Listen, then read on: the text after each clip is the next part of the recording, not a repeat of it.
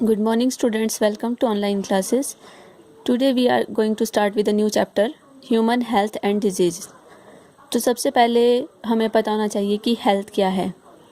अगर हम नॉर्मली बोलें तो हेल्दी पर्सन वो पर्सन है जिसको कोई बीमारी नहीं है, लेकिन WHO की रिपोर्ट के अकॉर्डिंग वो पर्सन हेल्दी माना जाता है, या हेल्थ उस चीज़ को डिफ़ाइन किया हेल्थ के फॉर्म में उस चीज़ को डिफ़ाइन किया जाता है कि अगर हमारी तीनों एस्पेक्ट जो फिज़िकल है, मेंटल है और सोशल वेलबींग है, अगर ये तीनों स्टेट अगर हमारी प्रॉपर स्टेज में है और हमें किसी भी तरह की कोई डिजीज़ नहीं है, तो उस कंप्लीट स्टेटस को हम हेल्थ से डिफ़ाइन करते हैं, उस पर्सन को हम हेल्दी पर्सन मानते हैं। अगर हम बात करें कि हमारी हेल्थ किस चीज़ से अफेक्ट होती है, तो उसके बहुत सारे फैक्टर्स हैं जिसकी वजह से हमारी हेल्थ अफेक्ट होती है। एक तो जेनेटिक डिसऑर्डर्स हो सकते हैं। अगर हमारे जीन में कहीं डिफ़ॉल्ट है तो वो एक जनरेशन से दूसरी जनरेशन तक उसी तरह के जीन्स ट्रैवल करते हैं और क्या है, वो डिसऑर्डर की फॉर्म में ही आगे ट्रैवल करते रहते हैं और जो फिज़िकल फंक्शनिंग है बॉडी की वो ख़राब रहती है। दूसरा है इन्फेक्शंस हैं। अगर कोई भी पैथोजन किसी भी बॉडी को, किसी भी ह्यूमन बीइंग की बॉडी को अफेक्ट कर देता है तो उसकी नॉर्मल फंक्शनिंग को अफेक्ट करता है, तो वो क्या है, उस पर्सन को हम हेल्दी पर्सन नहीं बोलते क्योंकि उसे इन्फेक्शन है। अगर हमारे जो लाइफस्टाइल है, जो फूड है, वाटर है, अगर इन चीज़ों में कहीं ना कहीं कमी है, हमारे लाइफस्टाइल में कमी है, तो उसकी वजह से हमारी हेल्थ अफेक्ट होती है। दूसरा हमारी हैबिट्स, कि हम किस तरह से रहते हैं, कहाँ रहते हैं, क्या हमारी जो दिनचर्या है वो किस तरह से होती है, और हमारा जो आसपास का वातावरण है वो किस तरह का है, वो भी हमारी हेल्थ को अफेक्ट करता है। रेस्ट, अगर हम रेस्ट प्रॉपर लेते हैं या फिर पूरा टाइम ही रेस्ट कर रहे हैं या फिर बिना रुके काम कर रहे हैं, तो वो चीज़ भी हमारी हेल्थ को अफेक्ट करती है। अगर हम प्रॉपर वे में एक्सरसाइज करते हैं तो उससे भी हमारी हेल्थ पर इफ़ेक्ट पड़ता है। अगर हम प्रॉपर एक्सरसाइज एक पैटर्न की फॉर्म में फ़ॉलो करें, डेली रूटीन में हम फॉलो करें, तो उससे हमारी जो हेल्थ है वो ज़्यादा अच्छी होगी। फिर हम बात करते हैं डिजीज़ की। डिजीज़ क्या है? It is a condition when functioning of one or more organs adversely affected, characterized by various signs and symptoms. अगर हमारी बॉडी के किसी ऑर्गन में किसी भी तरह के सिम्टम्स या साइंस हम देखते हैं कि वो नॉर्मल से परे हैं, तो वो ऑर्गन कैसा है, अफेक्टेड है।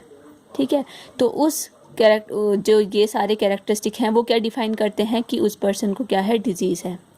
अगर हम बात करें डिजीज़ की टाइप्स और एग्जांपल्स की, तो जनरली जो डिजीज़ हैं उनको दो टाइप्स में डिवाइड किया गया है। एक है हमारी कंजेनिटल, दूसरी है एक्वायर्ड।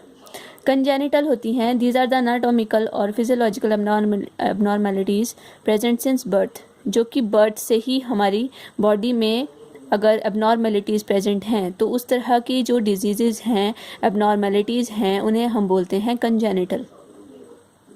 तो इसके बहुत सारे फैक्टर्स हो सकते हैं, जैसे single gene mutation, point mutation. हम पहले भी पढ़ चुके हैं इस बारे में कि अगर पॉइंट म्यूटेशन हुई है, कोई भी जीन डिलीट हुआ है या ऐड हुआ है, तो उसकी वजह से जो हमारी प्रोटीन की फंक्शनिंग है, हमारी जो प्रोटीन्स हैं वो एडवर्सली अफेक्ट होती है। जैसे सिकल सेल अनीमिया टाइप की डिजीज़ हैं, तो वो पॉइंट म्यूटेशन की वजह से अराइज होती है। तो उस तरह की जो डिजीज़ हैं वो कैसी हैं, कंजेनिटल हैं।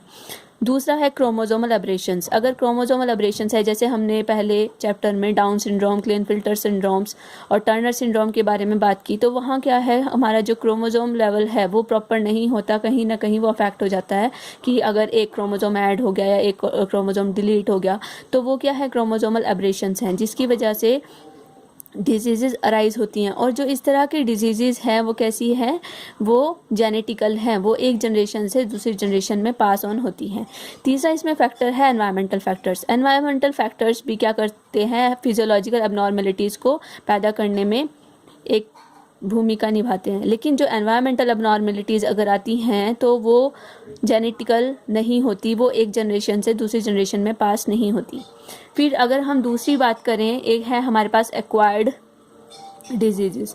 तो ये कौन से डिजीज़ हैं जो कि हमारे बर्थ के बाद डेवलप हुई हैं। कंजेनिटल तो अगर एक फीटस है तो उसमें भी जो एमनियोसेंटेसिस है उसके थ्रू हम डायग्नोज कर सकते हैं कि उस पर्सन को वो डिजीज़ है या नहीं है, और इस तरह की डिजीज़ एक जनरेशन से दूसरी जनरेशन में पास होती हैं। लेकिन जो एक्वायर्ड डिजीज़ हैं, जिसको हमने एक्वायर किया है, अपने बर्थ के बाद एक्वायर किया है, तो उस तरह की डिजीज़ को हम एक्वायर्ड डिजीज़ बोलते हैं। तो इसके अंदर हमारे पास दो तरह की डिजीज़ आ जाती हैं, एक है कम्युनिकेबल डिजीज़, दूसरी है नॉन कम्युनिकेबल डिजीज़। इसके बारे में आप छोटी क्लासेस में भी बहुत पढ़ चुके हैं कि कम्युनिकेबल डिजीज़ कौन सी हैं। कम्युनिकेबल डिजीज़ वो डिजीज़ हैं जो कि एक पर्सन से दूसरे पर्सन को इजीली किसी भी मीडियम के थ्रू, किसी वेक्टर के थ्रू या डायरेक्ट कांटेक्ट के थ्रू, डायरेक्ट ट्रांसमिशन के थ्रू पास ऑन हो जाती हैं, और एक पर्सन से, एक इन्फेक्टेड पर्सन से हेल्दी पर्सन में पास होने वाली होती हैं। तो वो कैसी हैं? कम्युनिकेबल, मतलब कम्युनिकेशन के थ्रू जो फैलती हैं। दूसरी है नॉन कम्युनिकेबल डिजीज़। ये ऐसे डिजीज़ हैं जो एक पर्सन को है लेकिन उससे किसी भी हेल्दी पर्सन को वो डिजीज़ नहीं होगी। जिस तरह की, जैसे मान लिया डायबिटीज़ है, तो जो डायबिटीज़ है वो एक पर्सन को है, तो उसके साथ अगर कोई दूसरा पर्सन उसके कांटेक्ट में है तो उस पर्सन को डायबिटीज़ उसके छूने से नहीं होगी, मतलब उसकी कम्युनिकेशन से उसको डायबिटीज़ नहीं होगी। तो इस तरह की जो डिजीज़ हैं उन्हें नॉन कम्युनिकेबल डिजीज़ बोलते हैं।